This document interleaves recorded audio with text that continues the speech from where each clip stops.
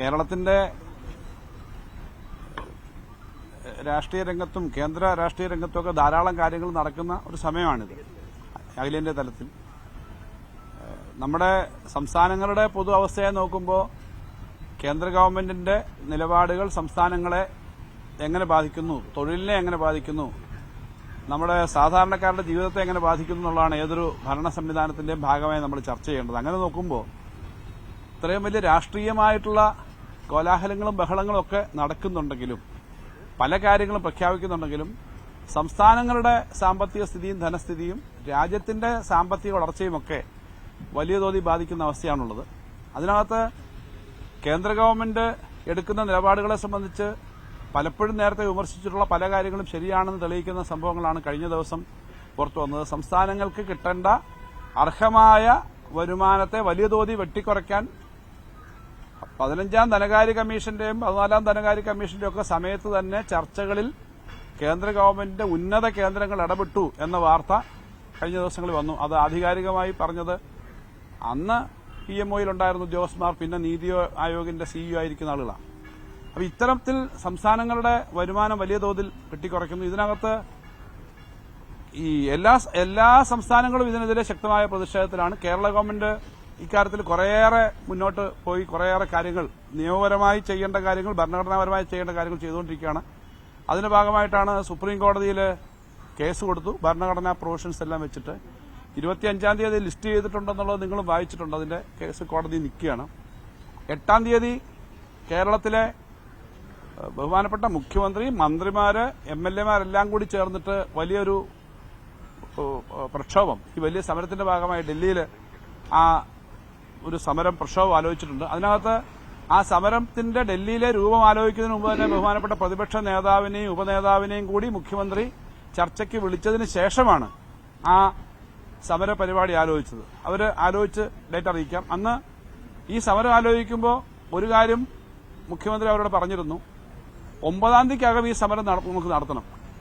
ആ യോഗത്തിൽ പങ്കെടുത്തിരുന്ന ഒരാളാണ് ഞാനും. 4 പേരായിരുന്നു ഉണ്ടായിരുന്നത്. പിന്നെ ആ യോഗത്തിൽ രാഷ്ട്രീയ രംഗത്തുനിന്ന് മുഖ്യമന്ത്രിയും ധനകാര്യമന്ത്രിയുണ്ട്, പ്രതിപക്ഷ നേതാവ്, ഉപനേതാവ്. അപ്പൊ മുഖ്യമന്ത്രി പറഞ്ഞു 9ാം തീയതി വരെയാണ് പാർലമെന്റ് സമ്മേളനം, അപ്പൊ അതിനകത്ത് തീർക്കണം, ഈ സമരം നടത്തണമെന്നുള്ളത് പറഞ്ഞിരുന്നു. അപ്പൊ ആ ഒരു ഡേറ്റ് അനുസരിച്ച് നോക്കണം. അങ്ങനെ അവരുടെ വെയിറ്റ് ചെയ്തു. അങ്ങനെയാണ് 8ാം തീയതി തീരുമാനിച്ചത്, LDF കൂടിയിട്ട്. ഇനി 8ാം തീയതി കൂടിയിട്ട് ഇപ്പോ ഞങ്ങളോട് ആലോചിച്ചു, ഞങ്ങൾ സഹകരിക്കുന്നില്ല, ഞങ്ങൾക്ക് ഇത്തരം കാര്യങ്ങൾ എതിർപ്പുണ്ടെന്ന് പറഞ്ഞിട്ടാണ് ഇപ്പോൾ പ്രതിപക്ഷം നിൽക്കുന്നത്.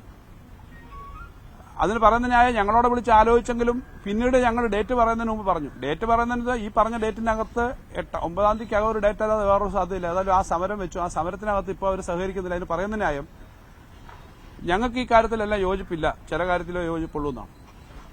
അപ്പൊ ഇതിന്റെ പ്രശ്നം കേരളത്തിന് പുറത്ത് കോൺഗ്രസ് പാർട്ടി അടക്കം കേന്ദ്ര ഗവൺമെന്റിന്റെ നയങ്ങൾക്കെതിരായ അതിശക്തമായ നിലപാട് തന്നെയാണ് എടുക്കുന്നത്. ഞാൻ നേരത്തെ പറഞ്ഞ ധനകാര്യ കമ്മീഷന്റെ സംസ്ഥാനങ്ങൾക്കുള്ള വിഹിതം ചുരുക്കുന്നതിനെപ്പറ്റി അന്ന് പറഞ്ഞപ്പോ അന്ന് സംബന്ധിച്ചില്ല ആദ്യഘട്ടത്തിലെന്ന് പറഞ്ഞ് നീതി ആയോഗിന്റെ CEO പറഞ്ഞ കാര്യമുണ്ടല്ലോ. ഏറ്റവും ശക്തമായിട്ട് അതിനെ സംബന്ധിച്ച് അഭിപ്രായം പറഞ്ഞ ഒരാൾ ഇന്ത്യയിലെ ഒരു പ്രധാന സംസ്ഥാനമായ കർണാടകത്തിന്റെ മുഖ്യമന്ത്രിയാണ്. സിദ്ധരാമയ്യയുടെ ട്വീറ്റ് നിങ്ങൾ കണ്ടു കാണും. വളരെ ശക്തമായിട്ടന്ന് അദ്ദേഹം എഴുതിയിരുന്നു.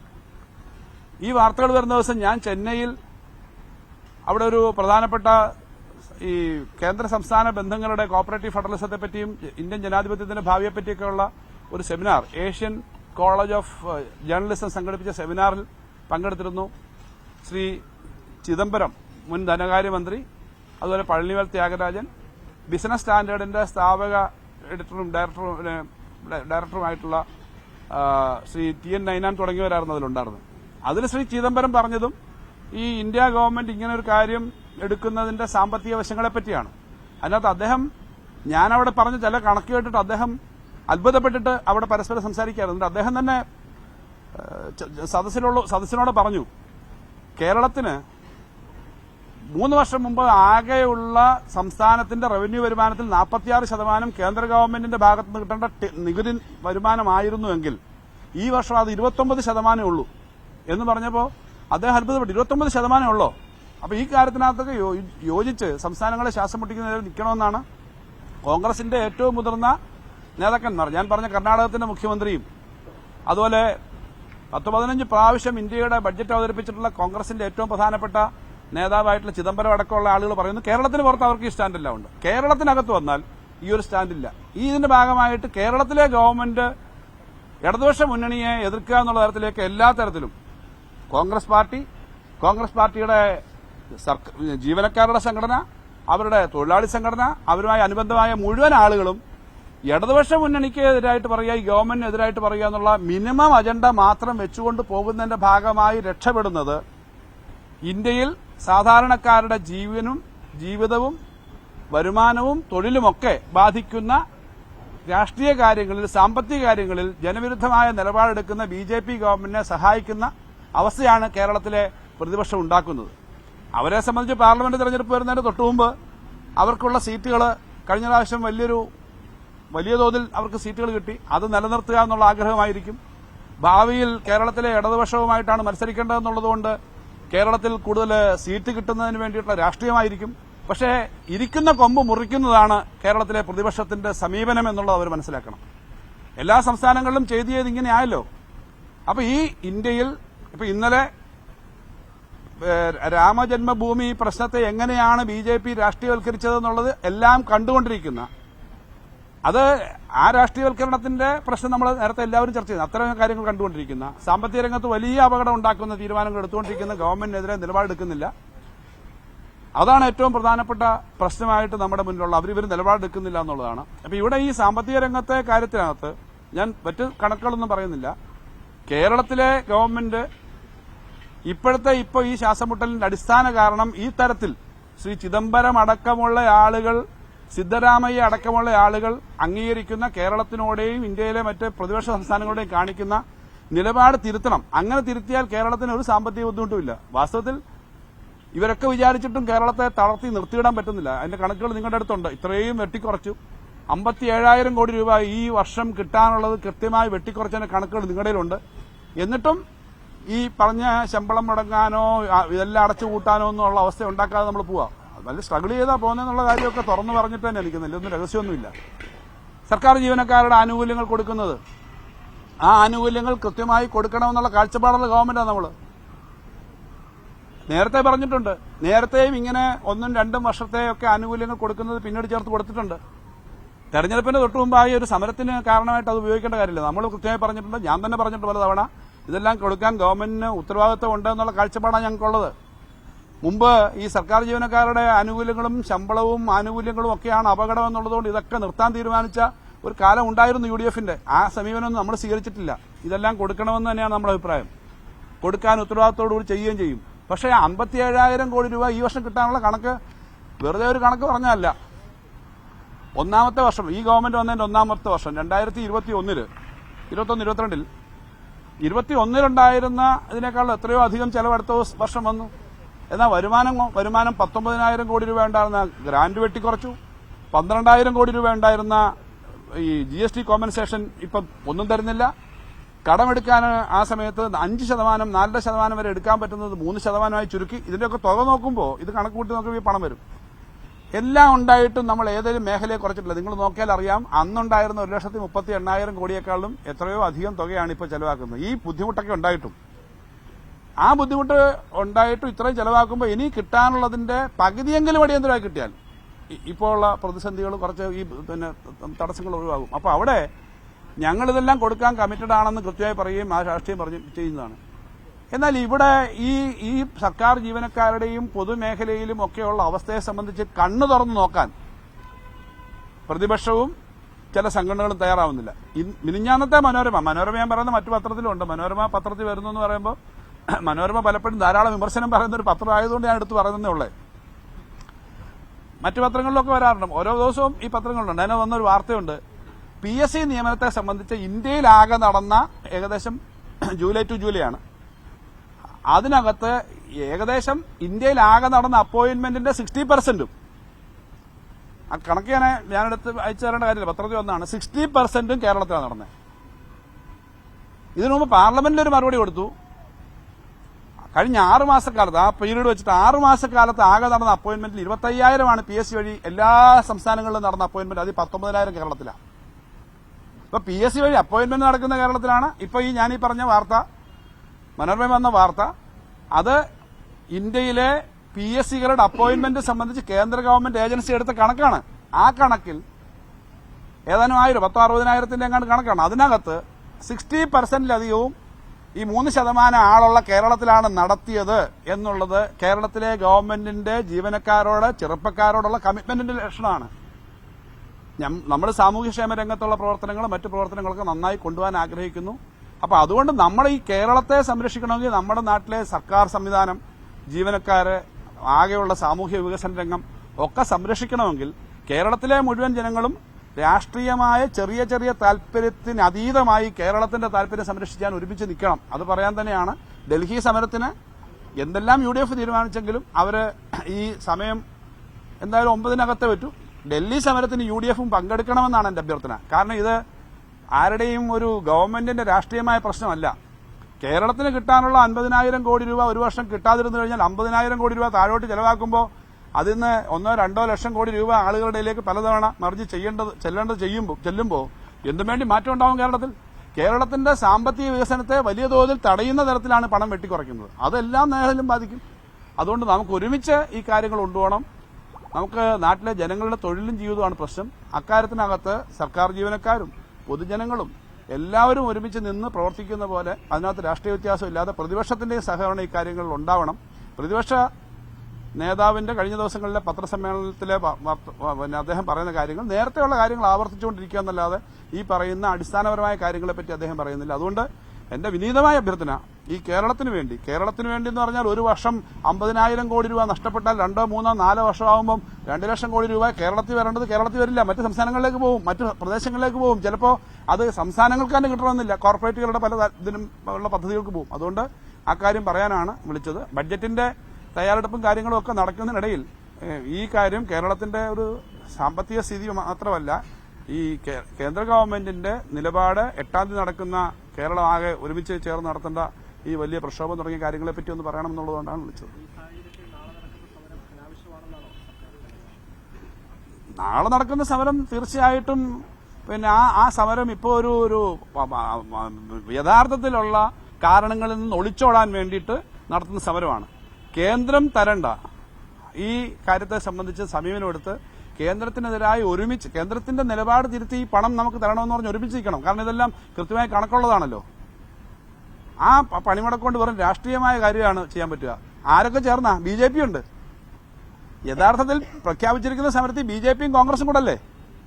BJP ഇല്ലാതുണ്ടോ? ഇതെല്ലാം ചെയ്യുന്ന വേട്ടക്കാരന് ഒപ്പം വേട്ടമൃഗത്തിനൊപ്പവും വേട്ടക്കാരനൊപ്പവും എന്ന് പറയുന്ന പോലെയാ. അവിടെ ഇത് കൊടുക്കാതിരിക്കുന്ന ആളുകളുടെ കൂടെ ചേർന്ന് ഇവിടെ സമരം ചെയ്യുക. ഇന്ത്യയിലെ മുഴുവൻ പ്രതിപക്ഷത്തിനെയും ഇന്ത്യയിലെ മുഴുവൻ വ്യത്യസ്ത അഭിപ്രായങ്ങളെയും, പ്രതിപക്ഷത്തിനെ അല്ല, പത്രക്കാർക്കുൾപ്പെടെ വ്യത്യസ്ത അഭിപ്രായം പറയാവുന്ന സാമൂഹ്യ സാഹചര്യം ഇല്ലാതാക്കുന്ന ഒരു അവസ്ഥയിൽ അത്തരം കാര്യങ്ങളെ സപ്പോർട്ട് ചെയ്യല്ല വേണ്ടത്. ഉത്തരവാദിത്തമുള്ള രാഷ്ട്രീയ പ്രസ്ഥാനം എന്ന നിലയിൽ ഇത് നമ്മുടെ സംസ്കാരത്തിന്റെയും നമ്മുടെ ജീവിതത്തിന്റെയും നമ്മുടെ ഭാവിയുടെ എല്ലാം പ്രശ്നമാണ് എന്ന് കരുതി കേരളത്തിലെ UDF ഉത്തരവാദിത്തമുള്ള പാർട്ടി എന്ന നിലയിലാണെങ്കിൽ കോൺഗ്രസ് പാർട്ടിയും മറ്റുള്ളവരും ചേർന്ന് ചെയ്യേണ്ടതാണ്. അതിനു പകരം ഇതിന്റെ കൂടെ ഇതെല്ലാം ഇല്ലാതാക്കാൻ ശ്രമിക്കുന്നവരെ കൂടി സപ്പോർട്ട് ചെയ്ത് അതിന്റെ കൂടെ സമരം ചെയ്യാൻ പോകുന്ന എന്താ കാര്യം?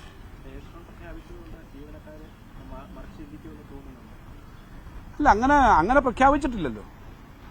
സാധാരണഗതിയിൽ ഏത് സമരത്തിനു മുമ്പ് ഗവൺമെന്റിന് നിങ്ങളെല്ലാവരും സമരം ചെയ്യൂ എന്ന് പറഞ്ഞല്ലല്ലോ ഓർഡർ ഇറക്കുന്നത്. സമരം ചെയ്യുന്നതിന് നമ്മുടെ നിയമം അനുസരിച്ചിട്ട്, കേരളത്തിന്റെ സർക്കാർ നിയമം അനുസരിച്ച് ആര് സമരം ചെയ്താലും ആ സമരത്തിന് മുമ്പുള്ള ഉത്തരവെന്ന് പറഞ്ഞാൽ അതൊരു മാനദണ്ഡം. അത് ഭരണകക്ഷി പ്രതിപക്ഷമൊന്നും നോക്കിയല്ല, പണിമുടക്ക് പോലുള്ള കാര്യങ്ങളിൽ അതിനകത്ത് പിന്നീട് വരുന്ന കാര്യങ്ങളാണ് ഈ പറഞ്ഞതൊക്കെ. പക്ഷെ പ്രശ്നം എന്താ?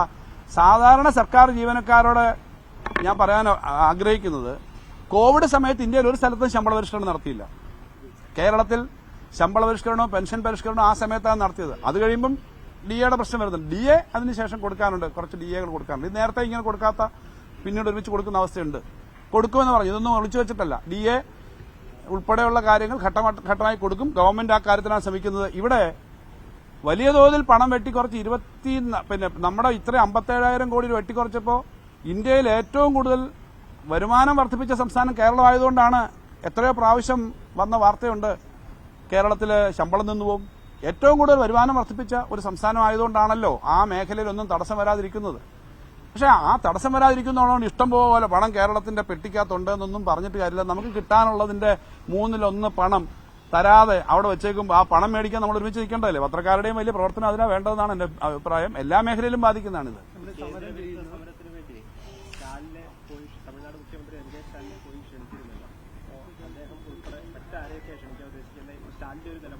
നമ്മള് ഇത് വിവിധ സംസ്ഥാനത്തെ ഇതിന് സഹകരിക്കുന്ന രാഷ്ട്രീയ പാർട്ടികൾ സ്വാഭാവികമായിട്ടും ക്ഷണിക്കേണ്ടതാണ്. സാധാരണഗതിയിൽ ഇന്ത്യ മുന്നണിയിലെ കക്ഷികളൊക്കെ വരേണ്ടതാണ്. എന്തായാലും BJP മുന്നണിയിലെ ആളുകൾ ഇതിന് വരില്ലല്ലോ.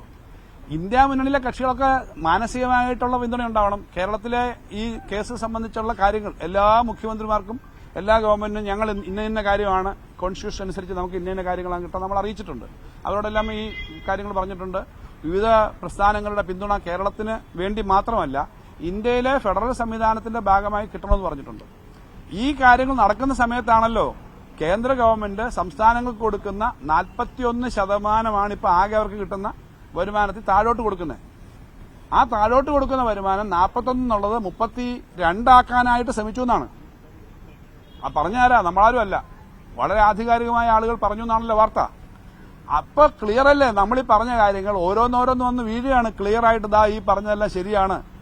കഴിഞ്ഞ ദിവസം പ്രധാനപ്പെട്ട പത്രങ്ങളും പ്രധാനപ്പെട്ട രാഷ്ട്രീയ നേതാക്കന്മാരും തന്നെ പറഞ്ഞു ഈ കേരളം ഉൾപ്പെടെയുള്ള സംസ്ഥാനങ്ങൾ പറയുന്ന കാര്യം ശരിയാണല്ലോ. ഈ പറഞ്ഞ തെളിവ് നേരെ വന്ന് വീഴുമല്ലേ? ഈ തെളിവ് വന്ന് വീഴുന്നു എന്ന് പറഞ്ഞാൽ കോടതിയുടെ ഭാഷയിലെ തെളിവല്ല, ജനങ്ങളിത് മനസ്സിലാക്കുന്നുണ്ടല്ലോ. ഇവർ പറഞ്ഞത് തന്നെ. പക്ഷെ അത് പ്രസിദ്ധീകരിച്ച റിപ്പോർട്ടേഴ്സിന്റെ ഒരു കൂട്ടായ്മയാണ് പ്രസിദ്ധീകരിച്ചത്. ആ പ്രധാനപ്പെട്ട പേജിൽ നിന്നൊക്കെ അത് മാറ്റിയെന്ന് വന്നു. അത് പിന്നെ ബ്ലോക്കാക്കി എന്നുള്ള വാർത്തയും കേട്ടു. പത്രങ്ങളിൽ വരുന്ന വാർത്ത പോലും പലപ്പോഴും പുറത്തു വരുന്നില്ല. അപ്പൊ ഇത് ഈ സംഭവം എല്ലാവരും ഈ ഇന്ത്യയിലെ സംസ്ഥാനങ്ങൾ രാഷ്ട്രീയമായി BJP ഭരിക്കുന്ന സംസ്ഥാനങ്ങൾ ചിലപ്പം ഈ ഇത്തരം കാര്യങ്ങൾ ഓപ്പണായിട്ട് വന്നില്ലെങ്കിൽ അവരെയും ബാധിക്കുന്നതാണ് ഈ വരുമാനത്തിന്റെ പ്രശ്നം. വലിയ തോതിൽ ബാധിക്കുകയാണ്. ഈ സാമ്പത്തിക പ്രതിസന്ധി വിഷയം കോടതിയുടെ മുന്നിലേക്ക് എത്തിക്കുന്ന ഒരു സമരം നമ്മൾ നിയമവഴിയിലേക്ക് നീങ്ങുകയല്ലേ? അപ്പോൾ പ്രതിപക്ഷം രാഷ്ട്രീയമായിട്ട് വിമർശിക്കുന്നതിന് കാരണം അതെ അങ്ങനെയല്ല. കാരണം നിയമപരമായ കാര്യങ്ങൾ ഇതെല്ലാം നമ്മുടെ അഭിപ്രായം രേഖപ്പെടുത്തുന്നതിന്റെ ഭാഗമാണ് കോടതി പോകുന്നതും പ്രക്ഷോഭവും. ഞാനിപ്പോൾ നിങ്ങളെ കാണുന്നതും ഈ കേന്ദ്ര ഗവൺമെന്റിന്റെ സംസ്ഥാനത്തിന്റെ പൊതു താല്പര്യത്തിനെതിരായിട്ടുള്ള നിലപാടിനെ തുറന്നു കാണിക്കാൻ വേണ്ടിയാണ്. കാരണം ജനങ്ങളുടെ അടുത്ത് ഇത് പറയാൻ വേണ്ടിയിട്ടാണല്ലോ. കോടതി ആയാലും ബാക്കി കാര്യങ്ങളും ആയാലും ടെക്നിക്കൽ കാര്യങ്ങൾ കൊണ്ട് മാത്രം എല്ലാ കാര്യവും ഈ നാട്ടിൽ പിന്നെ ചെയ്യാൻ പറ്റുമോ? ടെക്നിക്കലായ കാര്യങ്ങളും നിയമപരമായ കാര്യങ്ങളും നമ്മൾ നടത്തും. പക്ഷേ വലിയ തോതിൽ ബഹുജനങ്ങളുടെ അടുത്തേക്ക് എത്തണം. ഇന്നിപ്പോ കേരളത്തിലെ സാധാരണക്കാർക്കെല്ലാം അറിയാമല്ലോ. നവകേരള സദസ്സിന്റെ തന്നെ ഭാഗമായി പ്രധാനമായിട്ട് ഇക്കാര്യം പലതും നമ്മൾ പറഞ്ഞു. മുഖ്യമന്ത്രി തന്നെ ഇക്കാര്യം എടുത്ത് പറഞ്ഞു. കേരളത്തിന് കിട്ടേണ്ടതിനകത്ത് വലിയ തോതിൽ വെട്ടിക്കുറവുണ്ടെന്നുള്ളത് ഏത് കൊച്ചുകുട്ടികൾക്കും അറിയാവുന്ന തരത്തിലേക്ക് കേരളത്തിൽ അറിയാം. അപ്പൊ അത് അത്രയും ഒരു സംഭവം ഉണ്ടെന്നുള്ളത് കേരളത്തിലാകെ ചർച്ച ചെയ്യപ്പെടുമ്പം ഇന്ത്യയിലെ മറ്റ് സംസ്ഥാനങ്ങളും അത് സപ്പോർട്ട് ചെയ്യുമ്പം കേന്ദ്ര ഗവൺമെന്റിനും ഭാവിയിൽ അവരുടെ നയങ്ങളിലൊക്കെ മാറ്റം വരുത്തേണ്ടി വരും എന്നാണ് ഞാൻ പ്രതീക്ഷിക്കുന്നത്. കേസ് പോകുന്നതും സമരവും ഇത്തരം പ്രചരണവും എല്ലാം പരസ്പര ബന്ധിതം തന്നെയാണ്.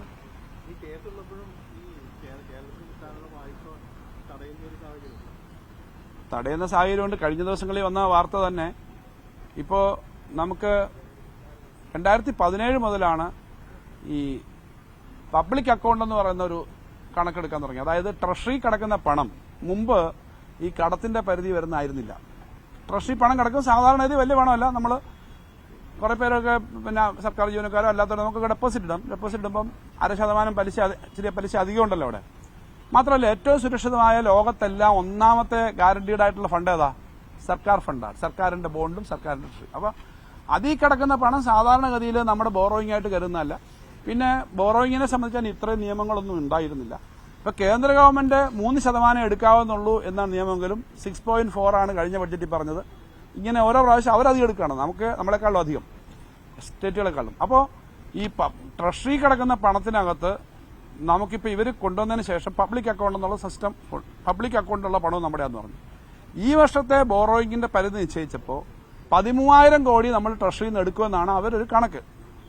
കാരണം അങ്ങനെ ഒരു 3 വർഷത്തെ ആവറേജ് എടുക്കുമ്പോൾ ആ 3 വർഷത്തെ ആവറേജ് എടുത്തത് കഴിഞ്ഞ ശമ്പള പരിഷ്കരണവുമായി ബന്ധപ്പെട്ടിട്ടുള്ള വലിയൊരു തുകയും കൂടി ട്രഷറി വന്നതിന്റെ നമ്മൾ അതിനകത്ത് ക്രെഡിറ്റ് ചെയ്തതിന്റെ ഭാഗമായിട്ടുള്ള വലിയ ആവറേജ് ഉണ്ട്.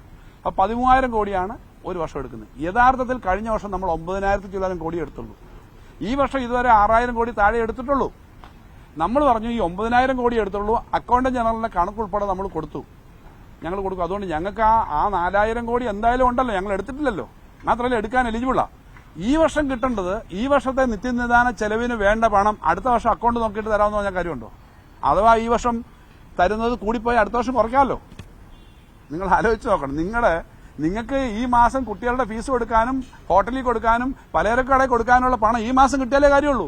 നിങ്ങൾ ശമ്പളം മേടിച്ചിട്ടില്ല, പക്ഷെ അക്കൗണ്ട് അടുത്ത വർഷം നോക്കുമെന്ന് പറഞ്ഞിട്ട് നിങ്ങളുടെ മാനേജ്മെന്റ് പൈസ തന്നില്ലേ, നിങ്ങൾ എന്ത് ചെയ്യും? കൈക്കടം മേടിക്കാം. ആ കൈക്കടം മേടിക്കാനും അവകാശമില്ല. ഒരു രൂപ ഇവിടുന്ന് മേടിക്കാൻ അവകാശമില്ല. ഇങ്ങനെ ചെയ്യാൻ പറ്റുമോ? പാടുണ്ടോ? പിന്നെന്താ ഈ സ്റ്റേറ്റുകളുടെയൊക്കെ അവകാശം? അപ്പൊ എടുക്കാത്ത പണം നമ്മൾ എടുത്തിട്ടില്ല. നമുക്ക് ആ ട്രഷറി കിടക്കുന്ന പണം റിലീസായി കിട്ടിക്കഴിഞ്ഞാൽ, അല്ലെങ്കിൽ പണം ഇങ്ങോട്ട് റിലീസ് ചെയ്യണ്ട, ആ 4,000 കോടിയും കൂടെ നമ്മൾ കടമെടുത്തിട്ടില്ല. നമ്മുടെ കയ്യിൽ അത്ര കുറച്ചേ വന്നിട്ടുള്ളൂ. 4,000 കോടിയും കൂടെ കിട്ടേണ്ടതും കൂടെ തരുന്നില്ല. അതാണ് ഇപ്പോൾ ഏറ്റവും ലേറ്റസ്റ്റ് ആയിട്ട് വന്നൊരു കത്തിനെ പറ്റിയുള്ള കാര്യം. ഇങ്ങനെ അങ്ങ് പിന്നെ ഇടപെടാൻ തുടങ്ങിക്കഴിഞ്ഞാൽ എങ്ങനെയാണ് ഒരു സംസ്ഥാനത്തിന് സ്വതന്ത്രമായി മുന്നോട്ട് പോകാൻ പറ്റുക? നമ്മുടെ സാമ്പത്തിക രംഗത്തെ ദൃഢീകരണത്തിൽ ഏറ്റവും നന്നായി ചെയ്തു എന്ന് റിസർവ് ബാങ്ക് പറഞ്ഞിട്ടുണ്ട്, കേന്ദ്ര ഗവൺമെന്റും പല കാര്യങ്ങളിലും പറഞ്ഞിട്ടുണ്ട്. കഴിഞ്ഞ വർഷം 3% എടുക്കാവുന്നതിന് പകരം 2.5% എടുക്കാനേ സമ്മതിച്ചുള്ളൂ.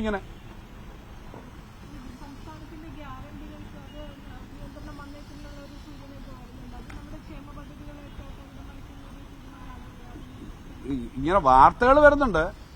ഗ്യാരണ്ടികൾക്കൊന്നും അങ്ങനെ കൊണ്ടുവരുന്നതിന് യാതൊരു നിയമവും ഇല്ലല്ലോ, അങ്ങനെ യാതൊരു സാങ്കത്യവും ഇല്ല. അത്തരം കാര്യങ്ങൾ കൊണ്ടുവരിക, ഇത് ഒന്നും ചെയ്യണ്ടെന്ന് പറയുന്ന തരത്തിലേക്ക് ആലോചിക്കുന്നുള്ളൂ പറഞ്ഞൂടാ. ഗ്യാരണ്ടികളുടെ കാര്യത്തിനകത്തൊന്നും അങ്ങനെ ഒരു അവസ്ഥയും ലോകത്ത് എവിടെയും വന്നിട്ടില്ല. ലോകത്ത് എവിടെയും തന്നെ പറയേണ്ടി വരും. ഗ്യാരണ്ടി എന്ന് പറഞ്ഞാൽ അത് കൃത്യമായി തിരിച്ചു കൊടുക്കുകയും നമുക്കൊരു ഗ്യാരണ്ടി മാത്രമാണല്ലോ. ഗ്യാരണ്ടി കമ്മീഷൻ സർക്കാർ മേടിക്കുക. അതിന് സാധാരണഗതി ഒരു സാധാരണ സാമ്പത്തിക നയവും നിയമവും അനുസരിച്ച് വരേണ്ടതല്ല.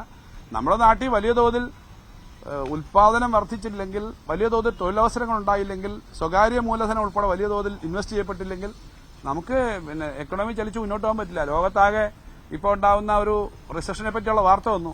പല സംസ്ഥാനങ്ങളിലും രാജ്യങ്ങളിലും കുട്ടികളെ എടുക്കുന്നതിന് ഇൻടേക്ക് കുറച്ചു. സർവകലാശാലകളെ പറ്റി ഇന്നലെ വാർത്ത വന്നു. വിദേശ സർവകലാശാലകൾ കുട്ടികൾ കുറയുന്നു, അവിടെ പിന്നെ ഫീസ് കൂട്ടുന്നു അവിടുത്തെ തദ്ദേശീയ കുട്ടികൾക്ക്. അങ്ങനെ എക്കണോമി വലിയ 23, 24, 25 വലിയ സാമ്പത്തിക ബുദ്ധിമുട്ടായിരിക്കുമെന്നാണ് പറയുന്നത്. അപ്പൊ അങ്ങനെ ഒരു സാഹചര്യത്തിൽ സംസ്ഥാനങ്ങളെ കൂടുതൽ ആക്ടിവൈസ് ചെയ്യുകയും കേന്ദ്ര ഗവൺമെന്റും സംസ്ഥാന ഗവൺമെന്റും കൂടുതൽ പണം നമ്മുടെ നാട്ടിലേക്ക് വരാനുള്ള കാര്യങ്ങൾ ചെയ്യുകയും വേണം. ഇവിടെ ഈ തരം കാര്യങ്ങളൂടെ കൊണ്ടുവന്നാൽ അതോടുകൂടി ഇന്ത്യൻ എക്കണോമി ആകെ വല്ലാതെ ഒരു കൂട്ടിലിട്ട പോലെ ചുരുങ്ങിപ്പോകും. അതുകൊണ്ട് അത് ചെയ്യുന്നതൊന്നും സാധ്യതയുണ്ടെന്ന് എനിക്ക് തോന്നുന്നില്ല. അങ്ങനെ വന്നു കഴിഞ്ഞാൽ പിന്നെ വലിയ തോതിലേക്ക് എല്ലാ സംസ്ഥാനങ്ങളെയും ബാധിക്കും. GST IGST കോമ്പൻസേഷൻ വലിയ കുടിശ്ശികയൊന്നും ഇപ്പം ഇല്ലല്ലോ. ഇപ്പോഴത്തെ പ്രശ്നം നമ്മൾ ഈ കുടിശ്ശിക എന്നുള്ളത് നേരത്തെ കുടിശ്ശിക കിട്ടാനുള്ളത്. നമ്മുടെ പ്രശ്നം എന്താ? GST എന്ന് പറയുന്നതിനകത്ത് തന്നുകൊണ്ടുവന്ന കോമ്പൻസേഷൻ നിർത്തരുതെന്നാണ് നമ്മൾ ആവശ്യപ്പെട്ടത്. ആ കോമ്പൻസേഷൻ 5 വർഷമായപ്പോൾ അവർ നിർത്തി. കഴിഞ്ഞ 1 വർഷം മുമ്പ് കോവിഡ് വന്നു, പ്രളയം വന്നു, ഇതെല്ലാം വന്നപ്പോഴത്തേക്കും എക്കണോമി ഒന്നും സജീവമായി വന്നില്ല. അതുകൊണ്ട് അത് നിർത്തരുതെന്നുള്ള നമ്മുടെ ആവശ്യം അവർ അംഗീകരിക്കുന്നില്ല. പല സ്റ്റേറ്റുകളും പറഞ്ഞ് അത് അംഗീകരിക്കുന്നില്ല. കുടിശ്ശികയൊന്നും വലിയ തോതിലുള്ള ആ കുടിശ്ശിക വലിയ തോതിലില്ല. എന്റെ അക്കൗണ്ടിലൊന്നും ഇല്ലായിട്ടില്ല. അല്ല, DAയുടെ കാര്യത്തിനകത്ത് ഞാൻ പറഞ്ഞല്ലോ, DA 3-4 ഗഡു DA കൊടുക്കാനുണ്ട്. അപ്പൊ ഇന്ത്യയിലെ ഒരു സംസ്ഥാനവും അല്ലെങ്കിൽ മിക്ക സംസ്ഥാനങ്ങളും ശമ്പള പരിഷ്കരണം നടത്താത്തുള്ളൂ. 1-2 സംസ്ഥാനങ്ങൾ മാത്രമേ ശമ്പള പരിഷ്കരണം ഉള്ളൂ. പല സംസ്ഥാനങ്ങളിലും വളരെ സീനിയർ ഓഫീസേഴ്സ്, IAS ഓഫീസേഴ്സിനുൾപ്പെടെ സംസ്ഥാനമാണല്ലോ ശമ്പളം കൊടുക്കുന്നത്. IAS അങ്ങോട്ട് കടന്നാണ്. ഞാൻ സ്റ്റേറ്റുകൾ പറയുന്നില്ല. അവർ പറഞ്ഞ് 2-3 മാസമൊക്കെ താമസിക്കുന്ന അവസ്ഥ ചില സ്റ്റേറ്റുകളിലുണ്ട്. ഇവിടെ ഇന്ത്യയിൽ ഏറ്റവും കുറച്ച് കേന്ദ്ര ഗവൺമെന്റ് തരേണ്ട പെർസെന്റേജ് ഓഫ് നികുതി വിഹിതം തരുന്ന സ്റ്റേറ്റാണ് ഇപ്പോൾ കേരളം. എന്നിട്ടും അവിടുന്ന് ഒരു തടസ്സം ഉണ്ടായിട്ടില്ല. ശമ്പള പരിഷ്കരണം നടത്തി. 25,000 കോടിയോളം അധിക ബാധ്യത ശമ്പള പെൻഷൻ പരിഷ്കരണത്തിന് വന്നു. ഇത് നടത്തിയിട്ട് തന്നെയാണ് നമ്മൾ മുന്നോട്ട് പോകുന്നത്. അപ്പോൾ അത് കഴിഞ്ഞ് ഇങ്ങോട്ട് വരുമ്പം DAയുടെ ചില ഗഡുക്കളുണ്ട്. ആ ഗഡുക്കൾ കൊടുക്കില്ല എന്നല്ല, DA എല്ലാം കൊടുക്കുമെന്ന് തന്നെയാണ്. DA കൊടുക്കണ്ടെന്നൊരു അഭിപ്രായമില്ല. പക്ഷേ DA കൊടുക്കാനായിട്ട് പ്രഖ്യാപിച്ചാൽ പോരല്ലോ, പണം കൊടുക്കണമല്ലോ. അതിനനുസരിച്ച് ഓരോ ഘട്ടമായിട്ടാണ് കൊടുക്കുന്നത്. കൊടുക്കുമെന്ന് പറഞ്ഞിട്ടുണ്ട്. അതിനൊന്നും യാതൊരു തർക്കവും ഇല്ല.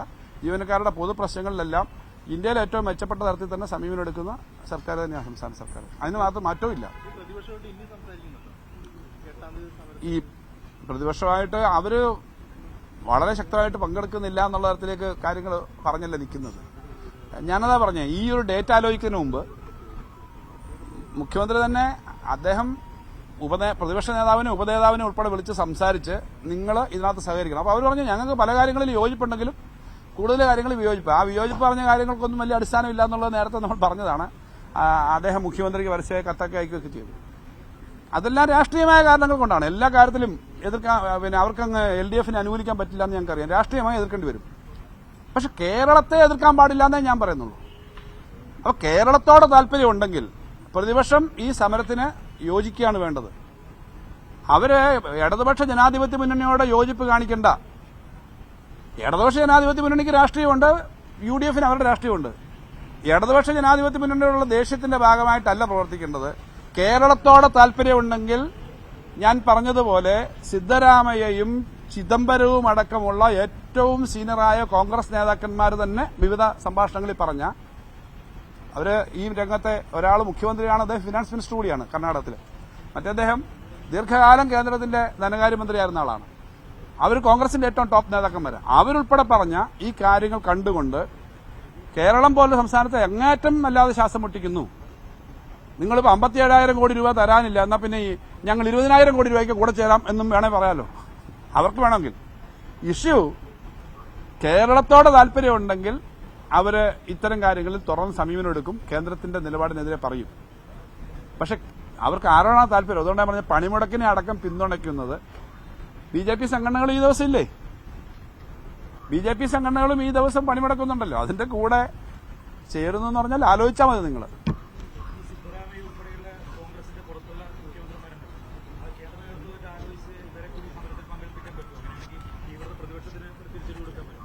രാഷ്ട്രീയമായിട്ട് അങ്ങനെ ചെയ്യുമോ? നിങ്ങളെ ഇപ്പം പൊതുവിൽ ഓരോ സ്റ്റേറ്റിൽ നിൽക്കുമ്പോൾ അവരുടെ രാഷ്ട്രീയ പാർട്ടി എന്ന നിലയിൽ ഈ സ്റ്റേറ്റിൽ നിന്ന് പറയുന്നതിന്റെ പ്രശ്നങ്ങൾ കാണുമല്ലോ.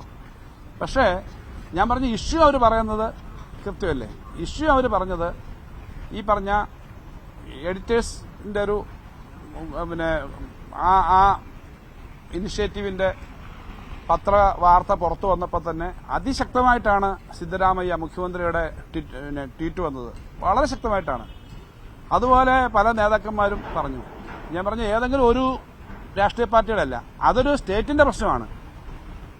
കർണാടകത്തിനും വലിയ തോതിൽ കഴിഞ്ഞ ധനകാര്യ കമ്മീഷന്റെ ഭാഗമായിട്ട് കുറവ് വന്നൊരു സ്റ്റേറ്റ് തന്നെയാണ്. അപ്പൊ ആ കാര്യങ്ങൾ അവർ പറയുന്നുണ്ട്. അതുകൊണ്ട് അവരെല്ലാം പറയുന്നു എന്നുള്ളത് ഇവർ ശ്രദ്ധിക്കണമെന്ന് ഞാൻ പറയുന്നുള്ളൂ. കഴിഞ്ഞ പ്രാവശ്യം അങ്ങനെ അത് റിഫ്ലക്ട് ചെയ്തില്ലല്ലോ. നിങ്ങൾ ഈ പറഞ്ഞ പോലെ അതൊത്തിരി അങ്ങ് പറഞ്ഞതാണ്. അത്രയ്ക്കും വേണ്ടി ഒന്നും ഇല്ല. കേരളത്തിനകത്ത് ഞാൻ ഓപ്പണായിട്ട് പറയുകയാണ്, ബഡ്ജറ്റിന് ഇനിയും കുറച്ച് ദിവസമുണ്ട്. കേരളത്തിന്റെ സാമ്പത്തിക രംഗം കൂടുതൽ മെച്ചപ്പെടുക എന്നുള്ള ഒറ്റ ആഗ്രഹമേ ഉള്ളൂ. വ്യക്തിപരമായി ധനകാര്യമന്ത്രി എന്ന നിലയിൽ കേരളത്തിലെ ജനങ്ങളുടെ ജീവിത നിലവാരം, കേരളത്തിന്റെ എക്കണോമി മെച്ചപ്പെടണം എന്നൊറ്റ ആഗ്രഹമാണ് അടിസ്ഥാനപരമായി എനിക്കുള്ളത്. അതിനകത്ത് എല്ലാ ആളുകളെയും നമ്മൾ വിളിച്ച് സംസാരിക്കുന്നതിന് ഭാഗമായി നിങ്ങളുടെ അടുത്ത് ഓപ്പണായിട്ട് ഞാൻ പറയുകയാണ്, നിങ്ങളുടെയും നിർദ്ദേശങ്ങൾ എങ്ങനെ നമുക്ക് കൂടുതൽ തൊഴിലവസരം ഉണ്ടാക്കാം. മൊത്തം പശ്ചാത്തലം നോക്കണം. ഈ വർഷം ഇന്ത്യയിൽ ആകെ എക്കണോമി റിസഷൻ സാമ്പത്തിക രംഗത്തുണ്ട്. കച്ചവടത്തിലും മറ്റേതൊക്കെ കുറവ് വരുന്നുണ്ട്, ലോകത്താകെ കുറവ് വരുന്നുണ്ട്.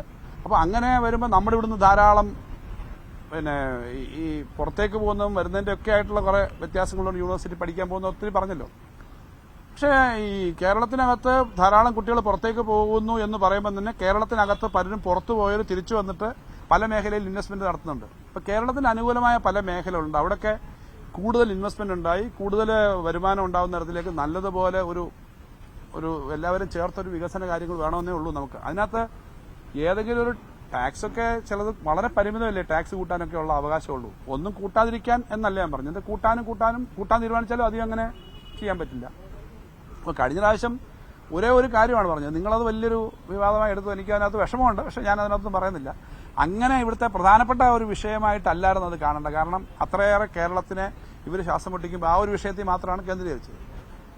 ഇപ്പോഴായാലും ഞാൻ പറയുന്നത് നമുക്ക് കൂടുതൽ തൊഴിലവസരം, നമ്മുടെ ചെറുപ്പക്കാർക്ക് കൂടുതൽ അവസരം, നമ്മുടെ നാട്ടിലേക്ക് കൂടുതൽ എക്കണോമിക് ആക്ടിവിറ്റി വരുന്നത് എന്താ? അതിനകത്ത് നിങ്ങളുടെ എല്ലാം നിർദ്ദേശങ്ങൾ ഓപ്പണാണ്. നിങ്ങളെല്ലാം അഭിപ്രായങ്ങൾ പറയണം. നമുക്ക് കളക്റ്റീവായിട്ട് ചെയ്യും. അല്ലാതെ ഗവൺമെന്റ് എന്ന നിലയിൽ ഗവൺമെന്റിന്റെ ഭാഗമായിട്ട് ധനകാര്യ വകുപ്പ് അല്ലെങ്കിൽ മന്ത്രി ഒറ്റയ്ക്ക് അതാണ്ട് കാര്യം ചെയ്തിട്ട് ഈ രാജ്യത്ത് എന്തെങ്കിലും സാധിക്കാനുണ്ടോ? നമുക്കെല്ലാം കൂടി നമ്മുടെ ഈ നാടിനെ എങ്ങനെ മുന്നോട്ട് കൊണ്ടുപോകണം. അതുകൊണ്ടാണ് ഞാൻ ഈ പ്രതിപക്ഷത്തോടെ പറഞ്ഞത്. രാഷ്ട്രീയമായ വോട്ടിന്റെ കണക്കിലേ അല്ല പറഞ്ഞത്. എങ്ങനെ നമുക്ക് കിട്ടാനുള്ള, ഇനി എന്തൊക്കെ ചെയ്താലും 50,000 കോടി കിട്ടാതിരുന്നാൽ ആകെ 1,60,000 കോടിയോ 1,70,000 കോടിയോ ചെലവാക്കുന്നു. അതിൽ 40,000 35,000 കോടി കടമെടുത്തിട്ടാണ്, ബാക്കി നമ്മുടെ സ്വന്തമാണ്. അങ്ങനെ ചെലവാക്കുന്ന ഒരു എക്കണോമിയിൽ 50,000 കോടി കിട്ടാതിരുന്നാൽ 1/3 കിട്ടാതിരുന്നാൽ എന്ത് ചെയ്യും? നമ്മൾ എന്തൊക്കെ മാർഗം കാണിച്ചാലും ഇപ്പം പെട്രോളിന്റെയും മദ്യത്തിന്റെയും അല്പം പണം കൂട്ടി ഇന്നത്തെ പത്രത്തിലൊക്കെ കണ്ട് 750 കിട്ടിയുള്ളൂ. നമ്മളും പറഞ്ഞാൽ എന്താ ഒരു 1000 താഴെ കിട്ടത്തുള്ളൂ. അതുവഴി ഒരു 900 കോടിയാണ് ഒരു മാസത്തെ വേണ്ടത്. അപ്പോൾ ആ പെൻഷന് വേണ്ടി മാത്രമല്ല, സോഷ്യൽ സെക്യൂരിറ്റി എന്ന നിലയിലാണ്. അതുകൊണ്ട് ആ കിട്ടാനില്ല. പക്ഷെ അതൊരു കാര്യമാണ്. എല്ലാ മേഖലയിലും വരുമാനം അങ്ങനെ വർദ്ധിക്കുന്നതല്ല എല്ലാ വർഷവും. അത്തരം ഒരു വരുമാനം വന്നതുകൊണ്ട് മാത്രം പറ്റുമോ? കേരളത്തിലെ സോഷ്യൽ സെക്യൂരിറ്റി മാത്രം 10-15,000 കോടി ചെലവാക്കുന്ന സ്റ്റേറ്റാണ്. 1,60,000 കോടി ചെലവാക്കുന്ന ഒരു സ്റ്റേറ്റിൽ അതിന്റെ 1/3 കേന്ദ്രം തരാതിരുന്നാൽ നമ്മൾ എത്ര വിചാരിച്ചാലും അതിന് റിസോഴ്സ് ഉണ്ടാക്കാൻ പറ്റുമോ? അപ്പോൾ കളക്റ്റീവായിട്ട് നമ്മൾ ഇത് ആവശ്യപ്പെടണം. കണക്കുകളും നിങ്ങളുടെ മുന്നിലുണ്ട്, എന്റെ കയ്യിലുണ്ട്, നിങ്ങൾക്കും ആവശ്യപ്പെടാം. എന്ത് പറഞ്ഞാലും അത് നമ്മൾ പറയുമ്പോൾ ഇത് കേൾക്കുന്നവർക്കൊക്കെ മനസ്സിലാവുന്ന കാര്യം. അതിന് നിങ്ങളുടെ എല്ലാ സഹായവും സഹകരണവും അഭ്യർത്ഥിക്കുകയാണ്. അല്ല, ഡാമേജ് ഉണ്ടാക്കിയത് പിന്നെ നിങ്ങളെല്ലാം കൂടെ വിചാരിച്ച ഡാമേജ് കുറെ ഉണ്ടാക്കാൻ പറ്റുമല്ലോ.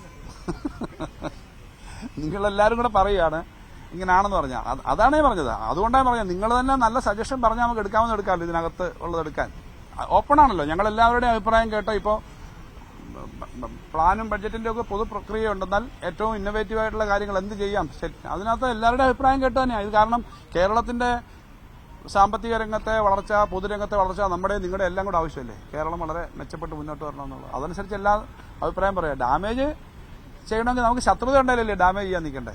അത് ചെയ്യരുത്. ഇതെങ്ങനെ ഇത്തരം ഒരു സാഹചര്യത്തെ എങ്ങനെ മെച്ചപ്പെടുത്താമെന്നുള്ള കളക്റ്റീവായിട്ടുള്ള എല്ലാ എഫർട്ടും വേണം, പിന്തുണയും വേണം എന്നുള്ളതാണ്.